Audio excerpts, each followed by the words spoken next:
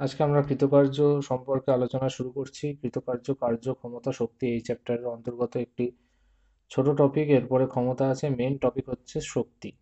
এই চ্যাপ্টারটার মেন টপিকই হচ্ছে শক্তি। তো সেখানে আমরা যাব পরে। আজকে আপাতত আমরা এখানে কৃতকার্য সম্পর্কে আলোচনাটাই সীমাবদ্ধ রাখবো। কিন্তু শক্তিতে পৌঁছানোর জন্য আমাদেরকে প্রথমেই এই কার্য সম্পর্কে আইডিয়াটা সঠিকভাবে রাখতে হবে, যাতে আমাদের ফুল কনসেপ্ট ক্লিয়ার থাকে। তাহলে দেখো কি বলছে, যেটা যেরকম ভাবে আছে সেরকম ভাবে নোট ডাউন করবে, এটাতে তোমাদেরই লাভ হবে। কোনো বস্তুর উপর বল প্রযুক্ত হলে যদি বলের অভিমুখে বস্তুটি সরণ হয়, যদি বলের অভিমুখে যখন বস্তুটি সরণ হবে তখন, কিংবা যদি বলের অভিমুখে বস্তুটি সরণ না হয়, সেক্ষেত্রে সরণের অভিমুখে প্রযুক্ত বলের উপাংশ সরণের অভিমুখে প্রযুক্ত বলের উপাংশ যদি থাকে, তাহলে প্রযুক্ত বল কার্য করেছে বলে ধরে নেওয়া হয়। এক্ষেত্রে প্রযুক্ত বল এবং সরণের ডট গুণফল বা স্কেলার গুণফলকেই কার্য বলে, এটা আমাদেরকে মাথায় রাখতে হবে। যে ক্ষেত্রে প্রযুক্ত বলের কিন্তু ডট গুণফল বা স্কেলার গুণফলকে কার্য বলা হচ্ছে। আমরা ভেক্টর চ্যাপ্টারে স্কেলার গুণফল বা ডট গুণফল সম্পর্কে জেনেছি। তাহলে এখানে কিন্তু সেটাই, যে প্রযুক্ত বল এবং সরণের ডট গুণফল বা স্কেলার গুণফলকে আমরা এখানে কার্য বলবো। এরপর অঙ্ক করতে গেলে আমরা দেখবো যে কিভাবে সেই জিনিসটা হচ্ছে। তো কার্যের পরিমাপ দেখা যাক। কার্যের পরিমাপ কিভাবে নেওয়া হচ্ছে। প্রথম কথা হচ্ছে, প্রথমে আমরা দেখবো কার্যের পরিমাপ কোনটা, যে যখন বলের অভিমুখে বস্তুটা সরণ হবে, এই পজিশনটা। আর যখন বলের অভিমুখে সরণ হবে না, তখন কি হবে, তখন আমরা সেটা দেখব। তাহলে দেখা যাক। দেখো, লেটস সে এই হচ্ছে একটা তল এবং এর উপরে একটা বস্তু রয়েছে। সেই বস্তুটা উপরে আমি বল প্রয়োগ করেছি, এফ পরিমাণ আমি বল প্রয়োগ করেছি বস্তুটার উপরে। তাহলে বস্তুটার কিছুটা সরণ হবে। সরণ হয়ে আমি ধরে নিচ্ছি যে বস্তুটা আপাতত এই পজিশনে গিয়ে ফিক্স হয়েছে। তাহলে বস্তুটা যদি এই পজিশনে গিয়ে ফিক্স হয়, তাহলে সেক্ষেত্রে বস্তুটার যে সরণটা হয়েছে, আমি এখান থেকে যদি নিতে চাই সরণটা, মিডিল টু মিডিল পজিশনে সরণ, তাহলে সেটা হচ্ছে এস। এখানে খেয়াল করে দেখো যে বস্তুটার উপরে যে প্রযুক্ত বলটা আছে, যেদিকে আছে, বস্তুটার সরণটাও ঠিক সেই দিকেই ঘটেছে।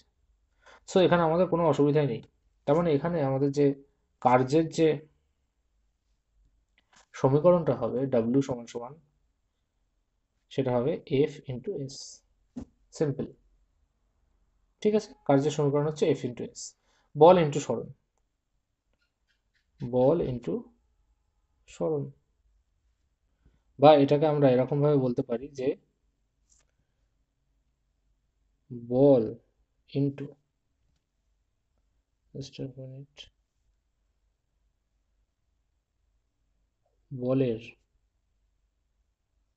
প্রয়োগ বিন্দুর সরণ, বল ইন্টু বলের প্রয়োগ বিন্দুর সরণ, এই হিসেবে আমরা এটাকে বলতে পারি।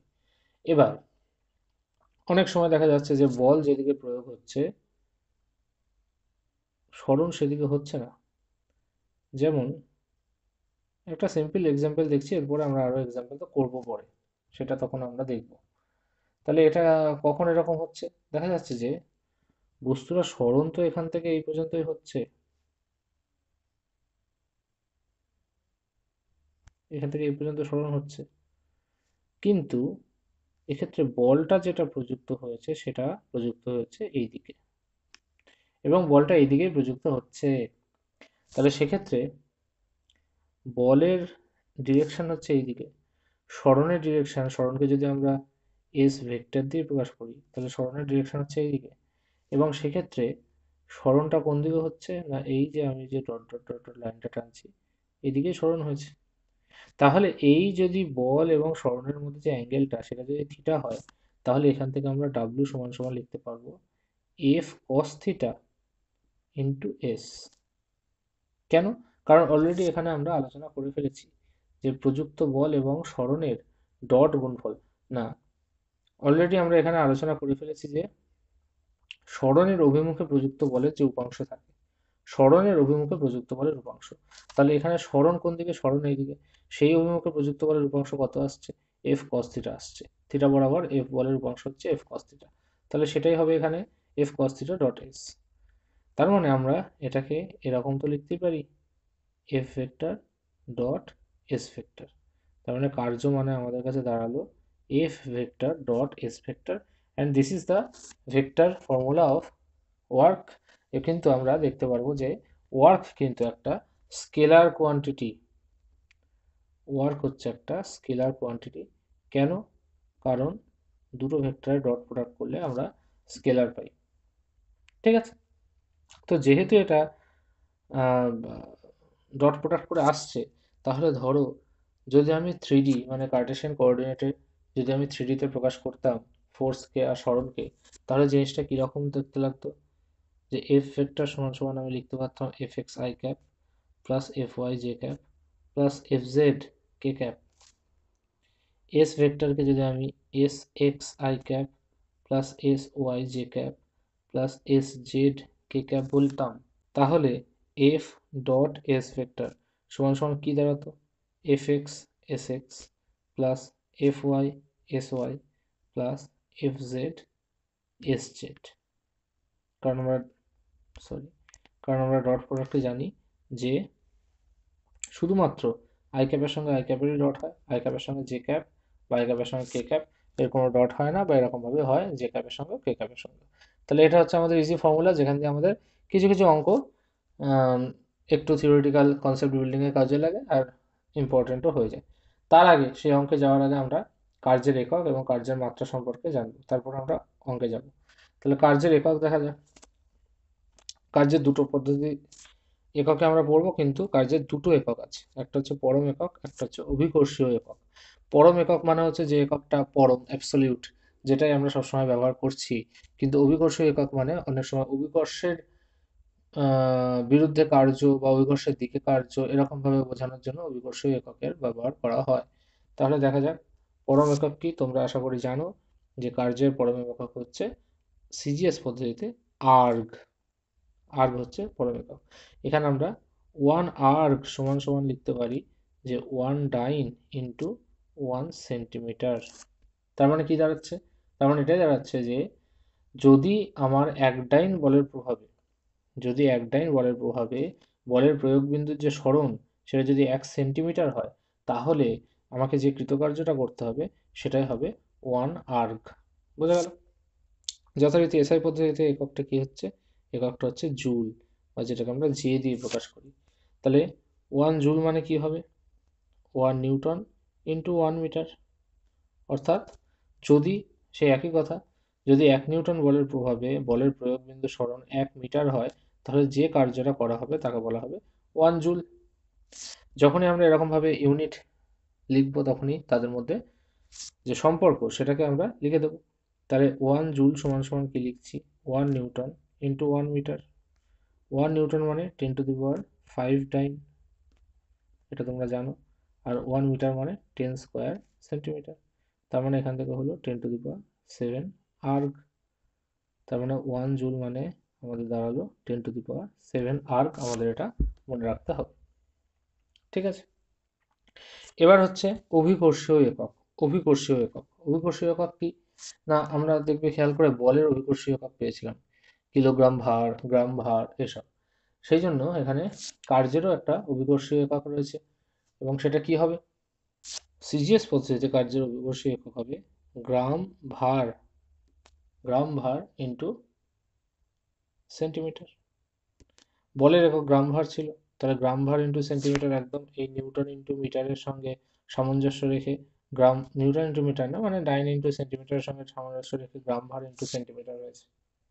ঠিক আছে, যথারীতি এসআই একক কি হবে? কেজি ওয়েট বা কেজি ভার ইন্টু মিটার, এটাই হবে। বোঝা গেল? তাহলে এই 1 গ্রাম ভার ইন্টু সেন্টিমিটার এর মানে কি?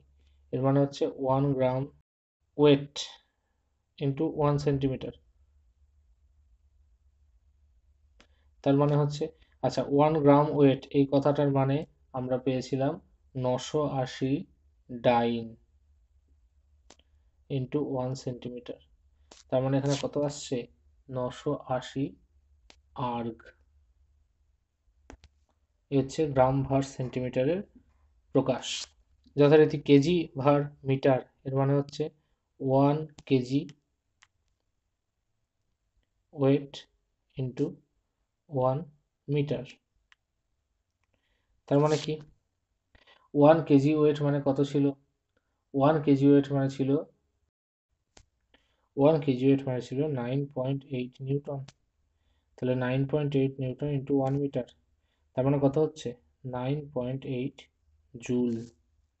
তো এই দুটো আমাদেরকে খেয়াল রাখতে হবে, একটা হচ্ছে গ্রাম ভার সেন্টিমিটার, একটা হচ্ছে কেজি ভার মিটার।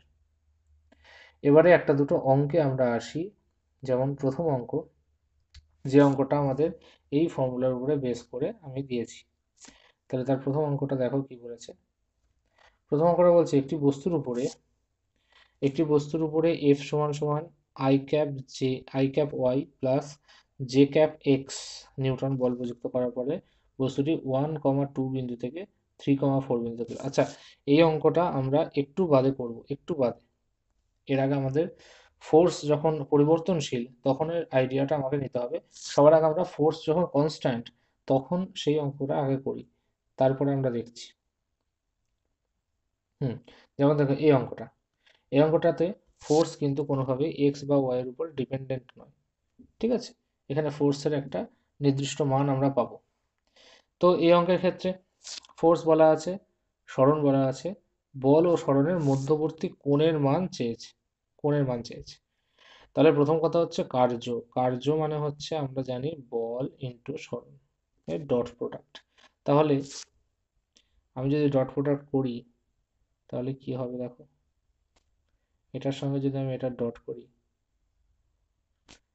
+4 k ক্যাপ, আই ক্যাপের সঙ্গে আই ক্যাপের ডট হচ্ছে 2, জে ক্যাপের সঙ্গে জে ক্যাপের ডট হচ্ছে 22 মাইনাস কে ক্যাপের সঙ্গে কে ক্যাপের ডট হচ্ছে 24, তার মানে এখানে আসছে 0। তাহলে এফ ডট এস যদি 0 হয়, এমনিতেই তো আমরা জানি এফ ডট এস যদি 0 হয় তাহলে আমরা বলতেই পারি এখান থেকে যে এফ ভেক্টরটা আর এস ভেক্টরটার ভিতরে যে থিটাটা আছে সেটা কত আছে, সেটা 90 ডিগ্রি আছে। ফলত এখানে এফ ভেক্টর এবং এস ভেক্টর পারস্পরিকভাবে লম্ব হচ্ছে। তার মানে এদের মধ্যবর্তী কোণের মান কত হবে? এদের মধ্যবর্তী কোণের মান হবে 90 ডিগ্রি। এবার এখান থেকে আমরা একটা ইম্পর্টেন্ট অবজারভেশনে গেলাম। কি অবজারভেশন? না যদি 90 ডিগ্রি মধ্যবর্তী কোণের মান হয় তাহলে ডাব্লু সমান সমান কি হয়? 0 হয়। ডাব্লু সমান সমান 0 হয় এবং এটাকে আমরা কার্যহীন কার্যহীন বল বলে থাকি। কার্যহীন বল যদি কোনো সময় সরণ এবং ফোর্স পরস্পর লম্ব হয় তাহলে সেই ফোর্স দ্বারা কোনো কার্য সম্পন্ন হয় না, সেজন্য তাকে বলা হয় কার্যহীন বল। বোঝা গেল? এটা আমরা পরে আর একটুখানি দেখব। এবার আমরা দেখব বল দ্বারা কৃতকার্য। বল দ্বারা কৃতকার্য, এখানে দুটো কনসেপ্ট আমাদেরকে পড়তে হবে, একটা হচ্ছে বল দ্বারা কৃতকার্য আর একটা হচ্ছে বলের বিরুদ্ধে কৃতকার্য।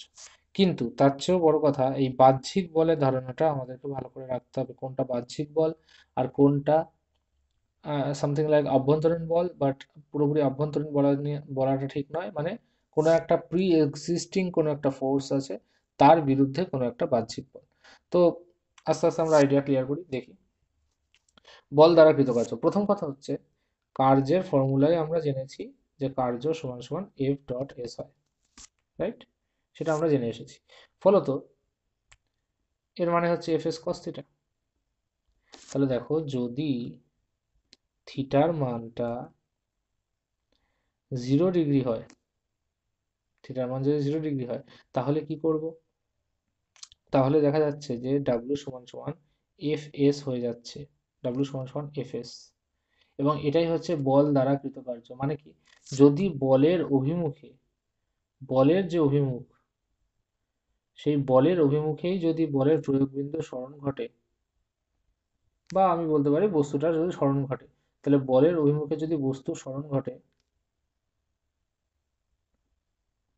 সরণ, তাহলে আমরা সেটা সেরকম কৃতকার্যকে কি বলবো, মানে সেই বলের যে কৃতকার্য, এখানে বলটা ইম্পর্টেন্ট, যে কোন বল কৃতকার্য করছে। বারবার করে বলছি কোন বল কৃতকার্য করছে, সেই কথাটা খুব ইম্পর্টেন্ট। তার মানে যে বলের অভিমুখে আমার বস্তুটা সরণ ঘটেছে সেই বলের দ্বারা যে কৃতকার্য, সেই বলের দ্বারা যে কৃতকার্য সেটাকে আমি বলবো পজিটিভ কৃতকার্য, পজিটিভ ওয়ার্ক ডান, সেই বলের দ্বারা কৃতকার্যকে আমরা পজিটিভ ওয়ার্ক ডান বলবো।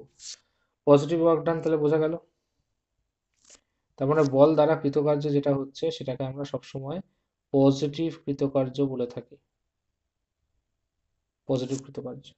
এবারে দেখা যাক বলের বিরুদ্ধে কৃতকার্য কি জিনিস। তাহলে সেই যথারীতি ডাব্লিউ মানে হচ্ছে এফ এস কস থিটা, যদি থিটা সমান সমান 180 ডিগ্রি হয় তাহলে কি হবে, ডাব্লিউ সমান সমান কি হবে, এফ এস কস 180 ডিগ্রি, ফলত ডাব্লিউ সমান সমান হয়ে যাবে minus of F S cos 180 degree, value কত, -1। তাহলে এই জিনিসটাকে বলা হচ্ছে বলের বিরুদ্ধে কৃতকার্য। বোঝা গেল? বলের বিরুদ্ধে মানে হচ্ছে বল যেদিকে থাকবে তার উল্টো দিকে সরণ হবে। বলের দ্বারা মানে হচ্ছে বল যেদিকে থাকবে সেই দিকেই সরণ হবে, আর বলের বিরুদ্ধে মানে এটাই। তাহলে সেই যে বল, সেই বলের দ্বারা যে কৃতকার্যটা হবে, যে বলের বিরুদ্ধে মানে যে বলের অপোজিটে পুরো 180 ডিগ্রিতে সরণ থাকবে, সেই বলের দ্বারা যে কৃতকার্যটা হবে সেটাকে বলা হবে বলের বিরুদ্ধে কৃতকার্য, এবং সেই কৃতকার্যটা হবে negative work done. Negative work done, আমাদেরকে এটা বুঝতে হবে। তার মানে বলের বিরুদ্ধে কৃতকার্য হয়ে যাচ্ছে আমাদের কাছে নেগেটিভ কৃতকার্য। এবার দেখো পজিটিভ আর নেগেটিভের মধ্যে আরেকটুখানি ব্যাপারটা বলার আছে। সেটা কি, সেটা হচ্ছে যে পজিটিভ যখন কৃতকার্য হবে, কৃতকার্য যখন পজিটিভ হবে, তখন বস্তুতে তখন বস্তুতে কি হয় না, শক্তি, বা আমরা এখানে বলতে পারবো, হ্যাঁ, মানে শক্তির সঞ্চার ঘটে। এটাকে নোট ডাউন করে রাখবে যে যখন পজিটিভ কৃতকার্য হয় তখন বস্তুতে শক্তির সঞ্চার ঘটে। যেমন এই যে আমি এর উপরে ফোর্স দিয়েছি, এটা একটা সরণ তৈরি হয়েছে, সরণ হয়ে এদিকে যাচ্ছে, তার মানে এটা কি বলের দ্বারা কৃতকার্য হচ্ছে, বল যেদিকে সেদিকেই সরণ, তাই না, বল যেদিকে সেদিকেই সরণ। তাহলে সেক্ষেত্রে কি হবে, একটা গতিশক্তি এ পাবে, এই বস্তুটা একটা গতিশক্তি পাবে, তার মানে কি শক্তির সঞ্চার ঘটছে। ক্লিয়ার? এবং বলের বিরুদ্ধে যখন কৃতকার্য হবে তখন শক্তি, কি বলবো, অপচয়, শক্তির অপচয় ঘটে, অপচয় বা আমরা বলতে পারি যে শক্তিটা কমে যায় বা শক্তি খরচ হয়, এরকম ধরনের কথা আমরা বলতে পারি। যেমন কি, বুঝতেই পারছো কোনো একটা বস্তু এইদিকে যাচ্ছে, কোনো একটা বস্তু সে ডান দিকে যাচ্ছে, এবারে বস্তুটার বিরুদ্ধে ধরো একটা ঘর্ষণ বল ক্রিয়া করছে, একটা ঘর্ষণ বল বস্তুটার উপরে ক্রিয়া করছে, তাহলে বস্তুটা আস্তে আস্তে আস্তে আস্তে যাচ্ছে ঠিকই, কিন্তু সে কিছুটা দূর গিয়ে কি হচ্ছে, থেমে যাচ্ছে। এবারে এখানে কি হচ্ছে, এখানে ঘর্ষণ বলের দ্বারা কৃতকার্যটা কি হচ্ছে, নেগেটিভ কৃতকার্য হচ্ছে, এবং ঘর্ষণ বল যেদিকে বস্তুটা সরণ ঠিক তার উল্টো দিকে, ফলত কি হচ্ছে এখানে, আমার বস্তুটার যে গতিশক্তি সেটা হ্রাসপ্রাপ্ত হচ্ছে, বা গতিশক্তিটা অপচয় হচ্ছে, বা গতিশক্তিটা নষ্ট হয়ে যাচ্ছে, এরকমভাবে আমরা বলতে পারি। তার মানে আবার বলি, বলের দ্বারা কৃতকার্য হলে বা পজিটিভ কৃতকার্য হলে আমরা গতিশক্তি বা শক্তি যেটাই হোক, শক্তি গেইন করি, এখানে গেইন হয়, এনার্জি গেইন হয়, আর এখানে আমাদের এনার্জি লস হয়। বলের বিরুদ্ধে কৃতকার্য মানে হচ্ছে এনার্জি আমাদের লস হবে। ঠিক আছে? এবারে বাহ্যিক বল, বাহ্যিক বলের ধারণাটা দিলে আরো ব্যাপারটা পুরোটা ক্লিয়ার হবে। এখানে বাহ্যিক বল আর অভ্যন্তরীণ বল এইরকম ব্যাপারটা কেন, দেখো সবসময় আমরা যখনই বলের আইডিয়া দেব, মানে বলের দ্বারা কৃতকার্য হোক, বলের বিরুদ্ধে কৃতকার্য হোক, সেটা আমাদেরকে কোন বলটা দ্বারা কৃতকার্য, কোন বলটার বিরুদ্ধে কৃতকার্য সেটা বলতে হবে।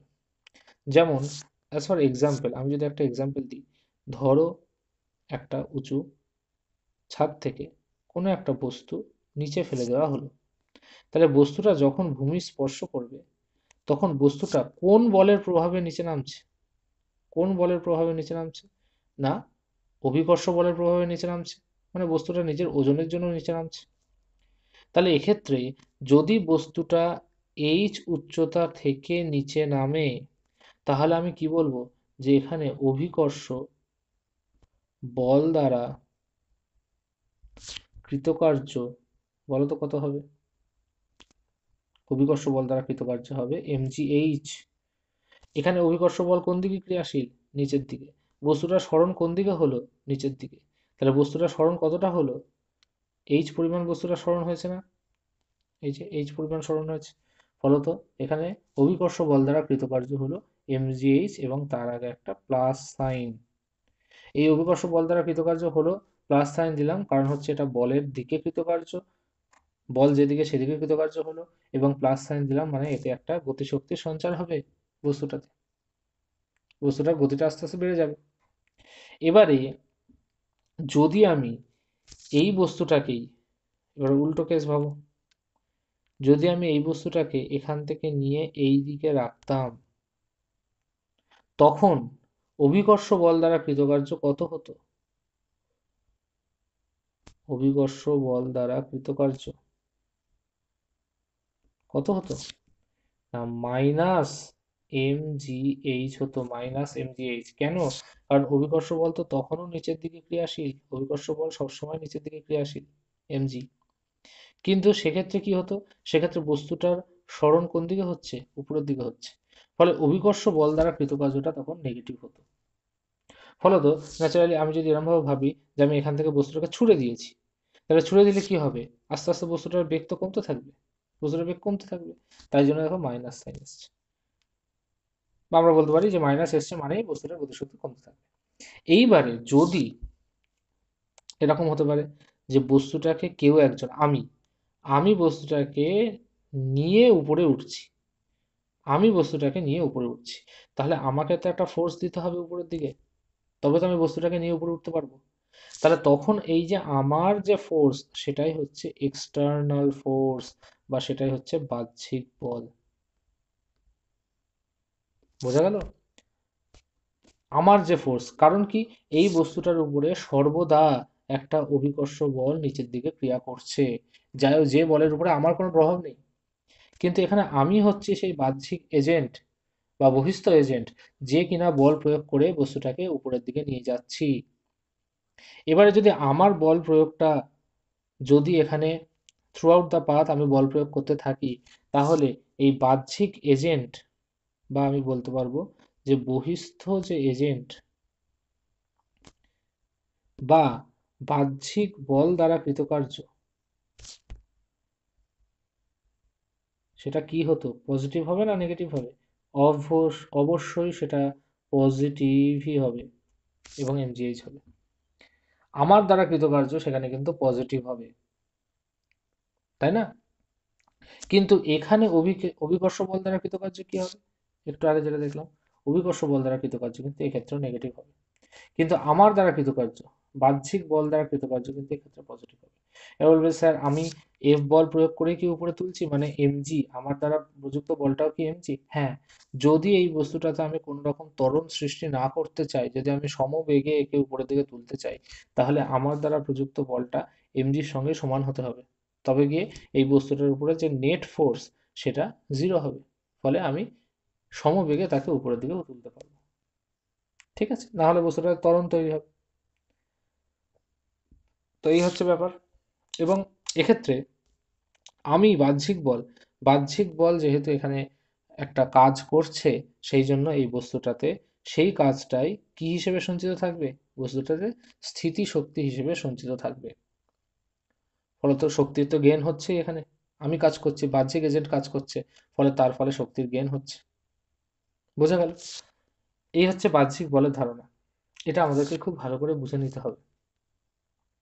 এই জন্য আমাদেরকে সবসময় এটা বলা খুব জরুরি যে কোন বল দ্বারা কৃতকার্য হবে।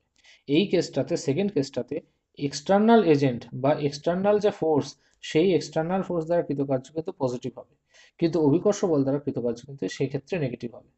কারণ আমরা দেখবো যে যে ক্ষেত্রে এফ আর এস, আমাদের কাছে মেন ফান্ডাটা সেম, একই, যে এফ আর এস এর মধ্যে আমি অ্যাঙ্গেল দেখব, এফ আর এস এদের মধ্যে যে অ্যাঙ্গেলটা আছে, সেটা যদি মানে কস থিটা যেটা, কস থিটা সেটা যদি 0 হয়, তার মানেই হচ্ছে পজিটিভ কৃতকার্য, মানে সেই সেই ফোর্সটা পজিটিভ কৃতকার্য করবে। আর যদি কস থিটা যদি 180 হয়, তাহলেই সেই ফোর্সটা নেগেটিভ কৃতকার্য করবে, বলের বিরুদ্ধে কৃতকার্য। বোঝা গেল? এবার দেখো, একটা অঙ্ক দিলে এই বাহ্যিক বলের এই যে আইডিয়াটা, এটা আমাদের কাছে ক্লিয়ার হবে। বাহ্যিক বল বা কোন বলের দ্বারা কি কৃতকার্য হচ্ছে সেই আইডিয়াটা আমাদের কাছে ক্লিয়ার হবে। তাহলে দেখো, দেখা যাক কি বলেছে। পাশের চিত্রে একটি এম ভরের ব্লক, যে কিনা এল দৈর্ঘ্যের ঘর্ষণহীন তল বরাবর নিচের দিকে নামছে। এ সোজা নিচের দিকে নামছে। তাহলে নিচের দিকে নামলে কৃতকার্য নির্ণয় করো, কিন্তু এখানে বলে দিয়েছি কি, যে লম্ব প্রতিক্রিয়া বল দ্বারা কৃতকার্য, প্রথম কথা। সেকেন্ড কথা হচ্ছে অভিকর্ষ বল দ্বারা কৃতকার্য। এইখানে আমাদের কার্যহীন বলের আইডিয়াটা একটুখানি বলে দিতে হবে। কার্যহীন বল মানে কি? দেখো, এফ এস কস থিটা কোথায় করেছি? হ্যাঁ, এইখানটায় আমি বলে দিই যে ডাব্লিউ সমান সমান আমাদের ছিল এফ এস কস থিটা। তো যদি এরকম হয় যে থিটা 90 ডিগ্রি হয়ে যাচ্ছে, তাহলে ডাব্লিউ সমান সমান কি হয়ে যাচ্ছে? 0 হয়ে যাচ্ছে। কস 90 ইজ 0। মানে সেক্ষেত্রে সেই বলের প্রভাবে, মানে যে বলের সঙ্গে সরণের অ্যাঙ্গেলটা 90 ডিগ্রি আছে, সেই বলের প্রভাবে কোনো কৃতকার্য হচ্ছে না। যেমন অ্যাজ ফর এক্সাম্পল, এটা আমরা বৃত্তীয় গতিতে দেখেছি যে বৃত্তীয় গতিতে যে অভিকেন্দ্র বলটা থাকছে আর যে বস্তুর বেগটা যেদিকে হচ্ছে, তার মানে সরণ, সরণ সবসময় স্পর্শ বরাবর হচ্ছে। তাহলে সেক্ষেত্রে কিন্তু এই দুটোর মধ্যে অ্যাঙ্গেল কত হচ্ছে? 90 ডিগ্রি হচ্ছে। ফলত অভিকেন্দ্র বল দ্বারা কিন্তু এখানে কোনো কৃতকার্য হচ্ছে না। অভিকেন্দ্র বল দ্বারা কোনো কৃতকার্য হচ্ছে না। ঠিক যেমন পৃথিবী যখন সূর্যের চারিদিকে ঘুরছে, তখন সূর্য আর পৃথিবীর যে মাধ্যাকর্ষণ শক্তি, সেই বা গ্র্যাভিটেশনাল ফোর্স, সেই গ্র্যাভিটেশনাল ফোর্স কিন্তু পৃথিবীর সরণের জন্য কোনো কৃতকার্য করে না। ঠিক আছে? তো এটা হচ্ছে, এটাকে বলা হয় no work force. No work force বা কার্যহীন বল, জেনে রাখতে হবে। এইখানে সেটা আমাদের কাজে লাগবে। তাহলে দেখো এখানে কি বলেছে, যে বস্তুটা যখন নিচের দিকে নামছে লম্ব প্রতিক্রিয়া বল দ্বারা কৃতকার্য।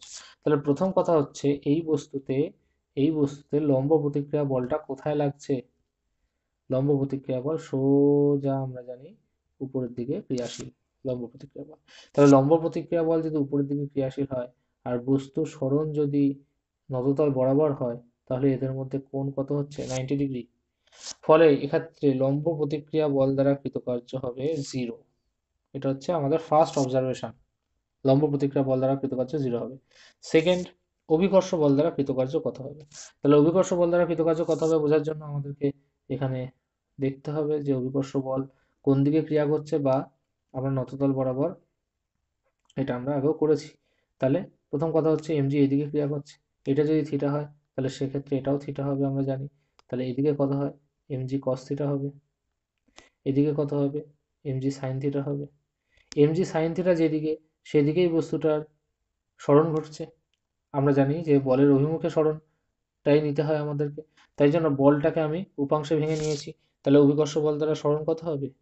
MG sine theta into L, কারণ এই পুরোটা হচ্ছে এল। তার মানে এখানে এমজি এল সাইন থিটা, এটাই হচ্ছে অভিকর্ষ বল দ্বারা যে কৃতকার্যটা হচ্ছে সেটা, এমজিএল সাইন থিটা। এবং এক্ষেত্রে অভিকর্ষ বল দ্বারা কৃতকার্যটা কিন্তু পজিটিভ কৃতকার্য হবে, যেহেতু অভিকর্ষ বলের যে উপাংশটা আমি এইদিকে করেছি, বস্তুর সরণটাও ঠিক সেদিকেই হচ্ছে। বোঝা গেল? নেক্সট দেখো কি বলছে, যে পাশের চিত্রে অভিকর্ষ বল দ্বারা দুটি বস্তুর উপর কৃতকার্য এবং টান বল দ্বারা বস্তুটির উপর কৃতকার্য নির্ণয় করতে বলেছে। কি কি বস্তু আছে? M1 আছে, M2 আছে, M1 আছে, M2 আছে, এবং এখানে বলে দিয়েছে যে M2 is greater than M1। ফলত বস্তুটা সার্বিকভাবে সমস্ত বস্তুটা কিন্তু নিচের দিকে নামবে। তাহলে দেখো M2 যে ব্লকটা আছে তার উপরে কি কি বল ক্রিয়া করছে আমরা দেখি। M2G, উপরের দিকে T বল ক্রিয়া করছে। M1 এর উপর নিচে M1G, আর উপরে T ক্রিয়া করছে। একই সূত্র আছে সেহেতু টান বলটা সেম হবে, T হবে। তাহলে প্রথম কথা হচ্ছে অভিকর্ষ বল দ্বারা যে কৃতকার্য। তাহলে M1 এর জন্য যদি ভাবি, যে অভিকর্ষ বল দ্বারা কৃতকার্য কত হবে, আমরা প্রথমে অভিকর্ষ বল দ্বারা কৃতকার্য বের করছি। তাহলে M1 এর ওজনটা কোন দিকে ক্রিয়া করছে, নিচের দিকে, M1G, এবং বস্তুটা তো উপরের দিকে উঠছে। আমি এখানে ধরে নিচ্ছি যে এখানে যে সরণটা ঘটেছে, আমি ধরে নিচ্ছি বস্তুটা সরণ ঘটেছে, যে বস্তুটা এখান থেকে এতটা অবধি নেমেছে, আমি এটা ধরে নিচ্ছি যে বস্তুটা এতটা অবধি নেমেছে, সেক্ষেত্রে বস্তুটা এক্স পরিমাণ নেমেছে। প্রশ্ন এটা দেওয়া থাকতো, এটা মিস হয়ে গেছে হয়তো, এটা M2G আছে, এক্স পরিমাণ নেমেছে। তাহলে ওটা যদি এক্স পরিমাণ নামে, এটা কতটা উঠবে, এটাও নিশ্চয়ই এক্স পরিমাণে উঠবে। তাহলে M1 ব্লকের উপরে অভিকর্ষ বল দ্বারা কৃতকার্য কত হবে, M1G ইন্টু এক্স, এটাই হবে। তার মানে M1GX। কিন্তু দিস ইজ নট কমপ্লিট, এর আগে একটা মাইনাস হবে, যেহেতু এখানে আমরা পরিষ্কার দেখতে পাচ্ছি অভিকর্ষ বল নিচের দিকে ক্রিয়া করছে, কিন্তু বস্তুটা সরণ হচ্ছে উপরের দিকে, ফলত বিপরীতমুখী হয়ে যাচ্ছে, বলের বিরুদ্ধে কৃতকার্য, সুতরাং মাইনাস হচ্ছে। M2 ভরের উপরে কি হচ্ছে না, M2 ভরের উপরে কিন্তু সোজা ব্যাপার, কারণ M2G ইন্টু এক্স, মানে M2GX হচ্ছে, এটা কিন্তু প্লাসই হচ্ছে, কারণ এখানে অভিকর্ষ বল নিচের দিকে আছে এবং বস্তুটা সরণও নিচের দিকেই ঘটছে। এবার গেল অভিকর্ষ বল গেল, এবার টান বল দেখা যাক। টান বলের মান কত হয় সেটা তো আমাকে আগে দেখতে হবে। তাহলে টান বলের মান হয়, আমরা পড়ে এসেছি এইরকম কেসে, 2m1m2 by m1 plus m2 into জি, এটাই পড়ে এসেছি। তাহলে টান বলের যারা যে কৃতকার্যটা হবে সেটা কত হবে, দেখো M1 ভরের বস্তুর উপরে টান বল দ্বারা কৃতকার্যটা আগে দেখি, সেটা কত হচ্ছে না, টান বল হচ্ছে T into x, T x হবে, তার মানে 2m1m2 by m1 plus m2 into g into x হবে। আর M2-র উপরে কি হবে না, টান বল এখানে উপরের দিকে ক্রিয়া করছে কিন্তু বস্তুর সরণ নিচের দিকে হচ্ছে, ফলত এখানে হবে মাইনাস টি ইন্টু এক্স, ফলত এখানে হবে minus 2m1m2 by m1 plus m2 into g x. এবং এখানে একটা জিনিস খেয়াল করে দেখবে যে টান বলের দ্বারা যে মোট কৃতকার্য,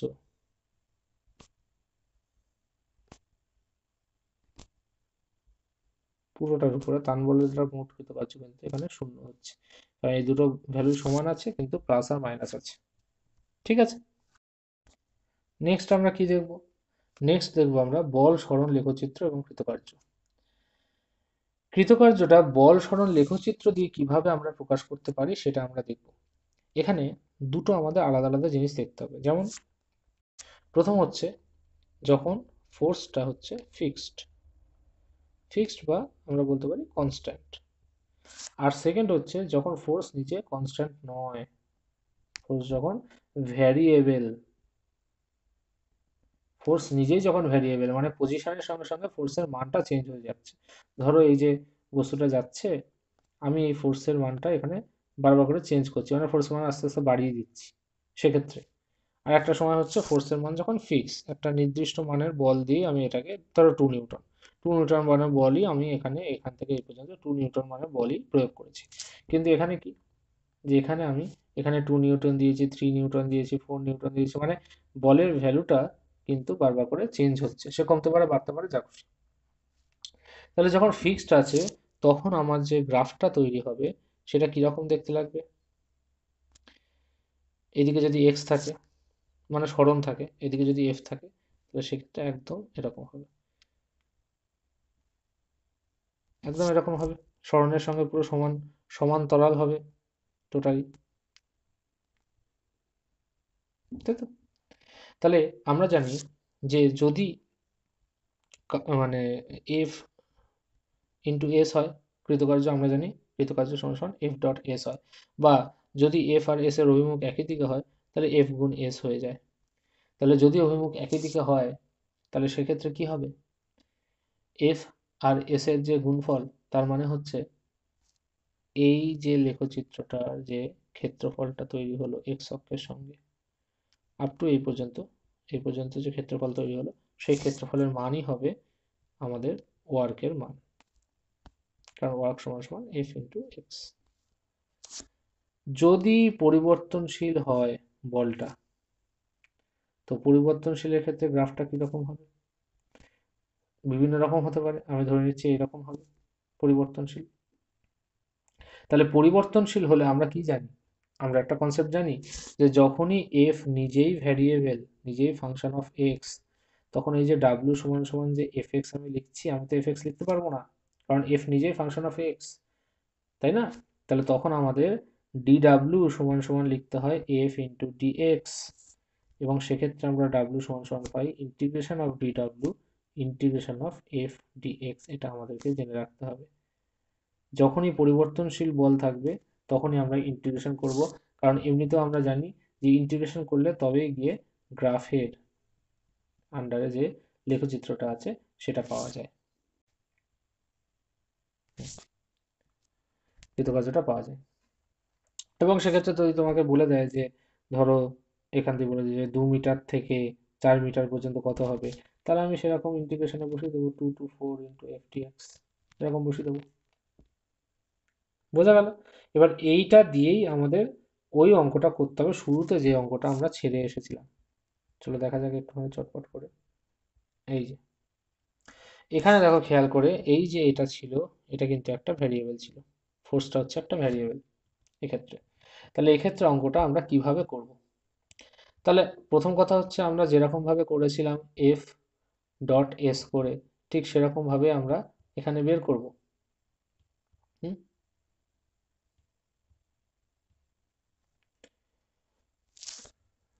তাহলে এখানে আমরা ডি ডাব্লিউ সমান সমান এফ ডট ডিএস লিখতে পারি, বা ডি আরও আমরা লিখতে পারি, ঠিক আছে, কোনো সমস্যা নেই ডি আর লিখলে। মনে রাখবে যে আর সমান সমান কি হয়, যে কোনো পয়েন্টের যে পজিশন ভেক্টর, যে কোনো পয়েন্টের যে পজিশন ভেক্টর হয় সেটা কি হয়, x I cap plus y J cap plus z K cap. ফলত ডি আর ভেক্টর, ক্ষুদ্র পজিশন ভেক্টর, সেটা হয় সবসময় d x I cap plus d y J cap plus d z K cap. এটা আমাদেরকে মনে রাখতে হবে সব সময়ের জন্য, ডি আর সমান সমান এটাই হয়। এখানে তো আমাদের দেখো খেয়াল করে আই ক্যাপ আছে, জে ক্যাপ আছে, কে ক্যাপ নেই, সুতরাং আমাদের এখানে কে ক্যাপ দরকার নেই। তাহলে এখানে আমরা কি লিখছি, y i cap plus x j cap dot dx i cap plus dy j cap, k cap লেখার দরকার নেই। তাহলে এখান থেকে কি আসছে, y dx plus x dy, এবং এটা হচ্ছে d অফ এক্স ওয়াই, অবকল, এক্স ওয়াই এর অবকল।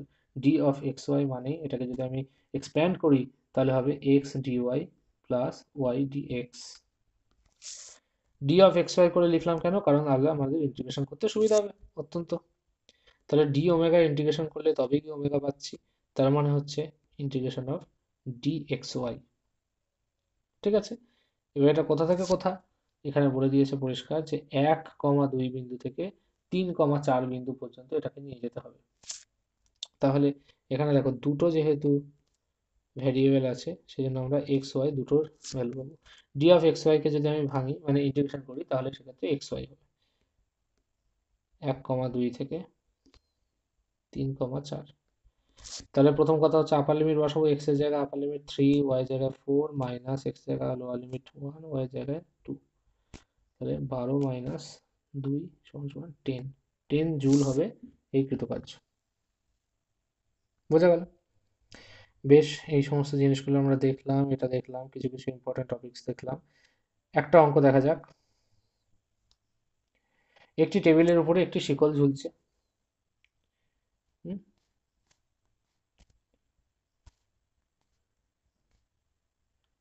টেবিলের উপরে একটা শিকল ঝুলছে, আমি ধরলাম এই হচ্ছে শিকল, এবং কিছুটা অংশ ঝুলছে। শিকলটার যে লেন্থ, শিকলের যে দৈর্ঘ্য, সেটাকে আমি এল ধরে নিচ্ছি। তাহলে বলেছে দেখো 1/8 অংশ বাইরের দিকে ঝুলছে, তার মানে শিকলটার লেন্থ যদি এল হয় তাহলে এইটুকু অংশের যে ভর সেটা কত হবে, যদি শিকলটার টোটাল ভর, শিকলটির ভর যদি আমি এম ধরে নিই তাহলে এইটুকু অংশের ভর কত হবে? প্রথম কথা হচ্ছে এইটুকু অংশ কত হবে? এইটুকু অংশ হবে L/8, এবং এল অংশের দৈর্ঘ্য মানে এল দৈর্ঘ্যের ভর যদি m হয়, তাহলে L/8 দৈর্ঘ্যের ভর কত হবে? m/8 হবে। এবার কি বলেছে যে ঝুলন্ত অংশটিকে টেনে তুলতে কৃতকার্য কত হবে, কত করতে হবে। এখানে যে এই কৃতকার্য কত করতে হবে এর মানেই হচ্ছে এখানে বাহ্যিক, সরি, এর মানে হচ্ছে এখানে বাহ্যিক যে এজেন্ট আছে সেই এজেন্টকে কৃতকার্য করতে হবে, তাছাড়া তো আর কিছু হবে না, অটোমেটিক তো উপরে উঠবে না। ফলত এক্সটার্নাল এজেন্টের যে কৃতকার্য হবে সেটাকে আমরা লিখতে পারি কি, যে যে ওজন, মানে এখানে mg ইন্টু এর যতটা সরণ ঘটেছে, এর যতটা সরণ ঘটেছে, এর কতটা সরণ ঘটেছে। এবারে এইখানে সরণ ঘটেছে কতটা দেখতে গেলে আমাদেরকে একটুখানি ভাবনা চিন্তা করতে হবে। কেন ভাবনা চিন্তা করতে হবে? কারণ সরণ তো সব জায়গায় সমান ঘটেনি। তুমি দেখো, আমি যদি পুরোটাকে উপরে তুলি তো এইটুকু জায়গা যতটুকু সরবে, এইটুকু জায়গা ততটুকু সরবে না, এটা তো টোটালটা সরবে, এটা অল্প একটুখানি সরবে। এরকম ক্ষেত্রে আমরা যেটা সাহায্য নিই সেটা হচ্ছে centre of mass, centre of mass, বা আমরা বাংলায় বলি ভরকেন্দ্র। ভরকেন্দ্র আমরা এখনো পর্যন্ত পড়িনি, সেটা পরে আছে স্থিতিবিজ্ঞানে, আমরা সেখানে পড়বো, কিন্তু আপাতত আমরা জেনে রাখবো যে এই এই সমস্ত ক্ষেত্রে আমাদের কি করতে হবে না, এমন একটা বিন্দু আছে মাঝখানে যেটা হচ্ছে এই টোটালটার যে ভরের যে ডিস্ট্রিবিউশন আছে সেই টোটালটার পরিবর্তে যদি আমি এমন একটা বিন্দু কল্পনা করতে পারতাম যেখানে টোটাল ভরটা কেন্দ্রীভূত আছে, তাহলে সেটা হচ্ছে ভরকেন্দ্র। এবং যেহেতু এখানে শিকলটা একটা সিমেট্রিক, মানে এর তো কোনো আহ, ছোট বড় এরকম তো নয় যে এরকম টাইপের দেখতে কোনো বস্তু, সেরকম নয়, তাহলে সেক্ষেত্রে ভরকেন্দ্রটা ঠিক এর পুরো মাঝখানেই থাকবে, মানে এইটুকু যতটা হবে এইটুকু ততটাই হবে। ফলত ভরকেন্দ্রটা কত দূর আছে আমি এখানে আলাদা করে রেখে দেখাচ্ছি।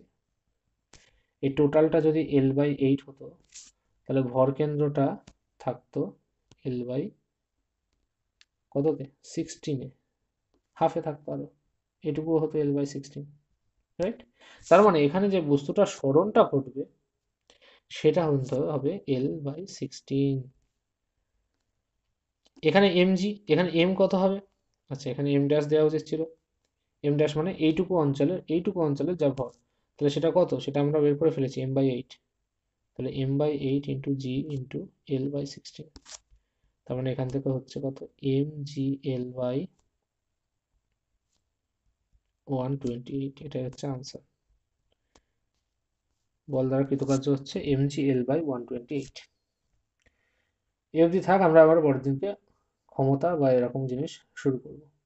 এই অবধি আমাদের থাকলো।